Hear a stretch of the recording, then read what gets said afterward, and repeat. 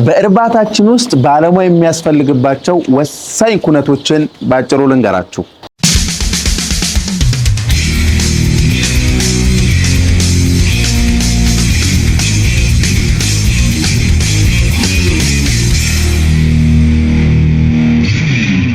ሰላም ጤና ይስጥልኝ። እንዴት ከርማችኋል? ውድ ቻናላችን ተከታታዮች፣ እኔ ዶክተር ተክሌ ሽፈራው ነኝ፣ የትረስት አግሮ ኮንሰልቲንግ መስራችና ስራ አስኪያጅ። ታዲያ ወደ ዶሮ እርባታ ቢዝነስ እንገባ ብዙዎቻችን ስልጠና ወስደን ሊሆን ይችላል፣ አሊያም ሳንሰለጥን እንዲሁም በልምድም የምንሰራበት በጣም በርካታ አርቢዎች አለን። እንግዲህ አብዛኛው ጥናቶች እንደሚያሳዩት አብዛኛው አርቢዎች ኦልሞስት 90% ምንም ስልጠና ላይ ያልተመሰረተ ወይንም በፕሮፌሽን ያልተመራ እንዲሁ ዘለመዳዊ የእርባታ ስልት እንደምንከተል ጥናቶች በተለይ ሴንትራል ስታቲስቲክስ ኤጀንሲ 2021 ላይ እንዳሳተሙ የሚያሳዩ መረጃዎች አሉ። ነገር ግን ደግሞ እርባታችንን ስንሰራ የግዴታ ባለሙያ መጥራት ያለብን ሁኔታዎች አሉ።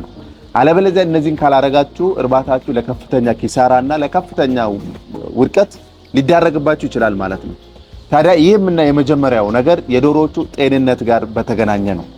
ይህም ዶሮዎቻችሁ ውስጥ በቀን ውስጥ ካላችሁ የዶሮ ብዛት ውስጥ በቀን ውስጥ የሞርታሊቲ መጠን ከ1% እስከ 2% ከደረሰ እንዲሁም ደግሞ ያለው የሞርቢዲቲ መጠን ከ20% በላይ ከሆነ ያለ አንዳች መወላወል ባለሙያን በባትሪ ፈልጋችሁ እርባታችሁን ማሳየት መቻል የግድ ይላል ማለት ነው። ሁለተኛው ደግሞ ወሳኙ ኩነት ዶሮቻችሁ የምግብ ፍላጎታቸው ሲወርድ ነው። እንግዲህ ዶሮቻችን በተለያየ ሁኔታ ምክንያት የምግብ ፍላጎታቸው አፕ ኤንድ ዳውን ሊያደርግ ይችላል። ወይንም እንደ ወቅቱ እንደ ዕለታቸው እንደ ውሏቸው ዙሪያቸው ላይ ካሉ ማኔጅመንቶች ምቾት ከማጣትና ከማንሳት ከመረበሽ አንፃር ከሂት ስትረስ አንፃር የሚመገቡት መኖ ከፍም ዝቅም ሊል ይችላል። ነገር ግን ደግሞ ለእናንተ እንደ ትልቅ መነሻነት የሚያገለግላችሁ የፊድ ኮንሰፕሽናቸው በ10% ከወረደ፣ ይህም ለምሳሌ በቀን ውስጥ 100 ኪሎ ግራም እየመገባችሁ ከነበረና በ10% ቀንሰው 90 ኪሎ ተከታታይ እየወረደ የሚመጣ ከሆነ ይህም ያለ አንዳች ማወላወል በፍጥነት ባለሙያን በመጥራት ፋርማችሁን ማስጎብኘትና ኢንስፔክት ማስደረግ ይጠበቅባቸዋል ማለት ነው።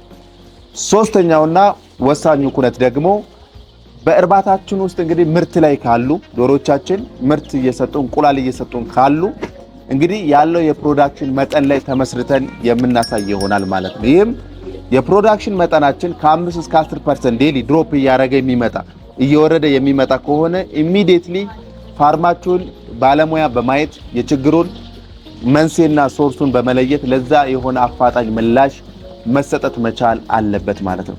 ስለዚህ ከአንድ እርባታ ጀርባ ወይንም ደግሞ ከስኬታማ እርባታዎች ጀርባ የባለሙያዎች እጅና አሻራ ከፍተኛ ነው።